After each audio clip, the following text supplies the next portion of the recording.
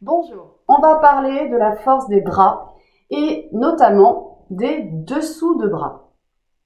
Première règle, bien s'échauffer.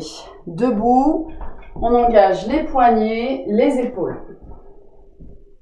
Voyons, la deuxième règle, c'est de bien se placer. Donc vous devrez faire vos exercices comme si vous faisiez un gainage, des abdominaux. Ça veut dire que le ventre, il va être serré et le dos, il doit être long. Enfin, pour finir, voyons, dans une variante que je vous proposerai, la pompe dans les niveaux 1 face au mur, la base pour aller chercher les dessous de bras, ça va être de garder les coudes le long du corps ici dans la pompe. Vous voyez, je n'écarte pas mes bras et mes épaules sont basses. Ce sera le même principe quand on ira chercher avec un lest, ici des extensions de coude, eh bien, l'épaule sera la plus basse possible. Commençons avec le premier exercice, vous aurez besoin de bouteilles d'eau.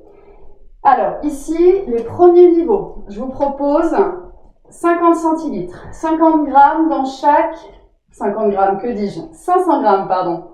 Je n'étais pas très bonne en maths, moi. Dans chaque main, ici, on va chercher l'extension du coude. Ok, on y va. Donc, l'idée, ça va être de faire des longues séries. Ça, c'est la première astuce. Ok. La deuxième astuce, ça va être dans vos mouvements du quotidien. Quand vous portez des poids, des sacs de course par exemple, ça va être d'équilibrer les charges. Essayez de mettre aussi lourd dans le bras droit que dans le bras gauche. Et même, pourquoi pas, essayez de rééquilibrer un petit peu. Si vous êtes droitier, mettre plus lourd, bras gauche. Ok, le niveau 2, tout simplement ici, ça va être d'aller un bras après l'autre, retrouver le mouvement qu'on a vu tout à l'heure. On n'est pas obligé de changer de jambe à chaque fois, hein. Vous pouvez stabiliser votre corps en fente ou en squat, jambes ouvertes. Ok, soufflez à l'effort, rappelez-vous. Voilà. Et puis, le troisième niveau, ce sera d'emmener les deux bras en même temps avec une charge plus lourde. Donc là, c'est pareil au niveau du nombre de répétitions. Prolongez vos séries. 30 répétitions si possible. Donc là, je vous montre le troisième niveau. Alors, on est d'accord que 1,5 litre, ça ne va pas suffire pour certaines personnes. Il faudra charger un peu plus, hein. Le ventre est serré. Très bien. Ok, le deuxième exercice.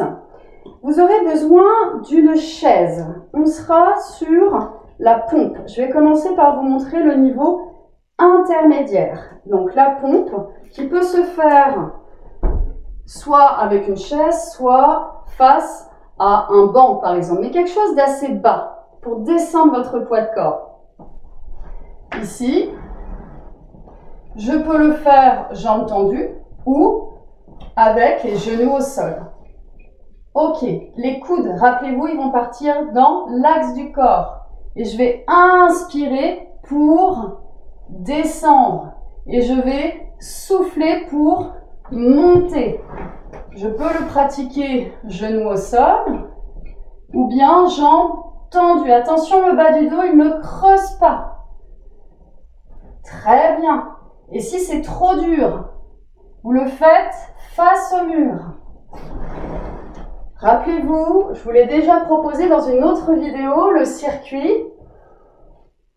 Voilà, on va avoir, comme on a vu à l'échauffement, un mouvement coude dans l'axe du corps. Ça peut être fait de profil. Ici, le bras va rester dans l'axe du corps. Et j'en fais combien ? 30. Et si tout ça c'est trop facile, je viens chercher un support instable, par exemple un vieux ballon ou un medicine ball si vous en avez. Je peux pratiquer ma pompe à genoux ou bien jambes tendues, moi je vais le faire à genoux, et je vais rajouter du poids de corps, je vais avancer mon poids de corps. Donc si vous êtes jambes tendues, ça commence à être difficile d'avoir un support instable sous les mains et souffler à l'effort. Pareil, des longues séries si vous pouvez, vous en faites au moins 20. Soufflez bien. Allez, courage. Je vous laisse choisir votre niveau. Le dernier exercice. Les dips. Vous avez toujours une chaise. Vous allez vous placer assis sur votre chaise, tout simplement. Ok, premier niveau. Je décolle les fesses de la chaise. Si je peux, je déverrouille l'articulation des coudes et je reste 10 cycles de respiration. Ça, c'est le premier niveau pour renforcer les dessous de bras. Le deuxième niveau, je rajoute la flexion, extension. Ici, je descends.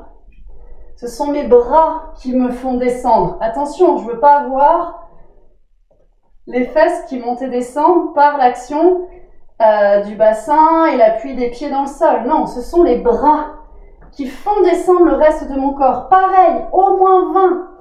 Et pour ceux pour qui c'est trop facile, alors tout simplement, vous venez prendre votre support instable, ici, et vous montez les pieds sur votre chaise, ici, là. Et je rajoute ma flexion. Je vous laisse choisir votre niveau, pareil, au moins 20. Ok, et soufflez bien. La troisième règle, ça va être de bien s'étirer. Parce que c'est bien de renforcer, mais il ne faut pas perdre en amplitude de vos mouvements. On n'a pas envie de se retrouver à 95 ans, avoir des difficultés à se coiffer. La première astuce, on a dit que c'était équilibrer les charges.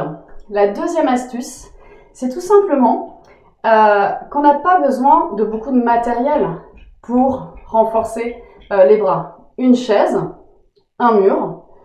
Et la dernière astuce, on en a parlé tout à l'heure, c'était de faire des séries assez longues parce qu'on ne veut pas avoir des gros bras. Plus la peau est étirée, plus potentiellement à un moment donné, elle va se relâcher. Donc cette peau en parallèle, moi je vous propose aussi de bien l'hydrater, de bien masser, hein, tout simplement, après la douche.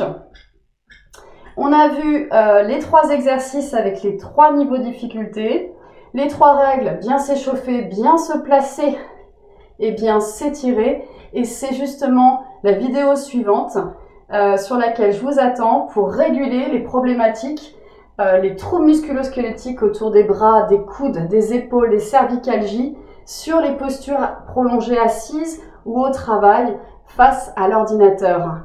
À tout de suite.